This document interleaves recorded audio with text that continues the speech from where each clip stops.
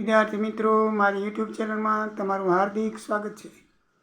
આજે આપણે business account 4ની અંદર નાદારીના હિસાબો યુનિટ 2ના મોસ્ટ આઈએમપી પ્રશ્નો જોઈએ. તો ઉદાહરણ નંબર 1, 2, 3, 4, 7, 9, 10. MCQ 1 થી 18 બધાય. હેતુલક્ષી આમાં છે નહીં અને જરૂર પણ નથી.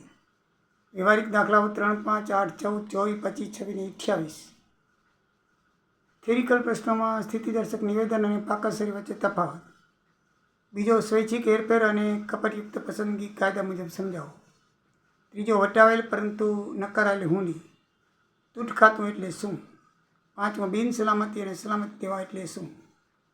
નાદારની પત્નીએ પોતાના સ્ત્રીધનમાંથી પતિને લોન આપી હોય અને પતિએ આપેલ પૈસામાંથી આપી હોય તો બેમાં ફરક શું પડે?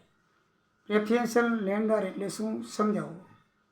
મિત્રો, આ પ્રશ્નો મેં અત્યારે ચાલુ જ છે ચેપ્ટર, એટલે થિયરિકલમાં સમજાવેલા છે અને પાઠ્યપુસ્તકમાં બધા આપેલા છે ડિટેલ વાઇઝ. તો મિત્રો, તમે તૈયાર કરી શકશો. કોઈ સમજાયની પાઠ્યપુસ્તકમાં ના મળે એવું કાંઈ હોય દાખલા તો કોમેન્ટ કરશો. બરાબર છે મિત્રો? બધાને બેસ્ટ ઓફ લક, શુભેચ્છા, આશીર્વાદ. જય સિયારામ, જય દ્વારિકાધીશ.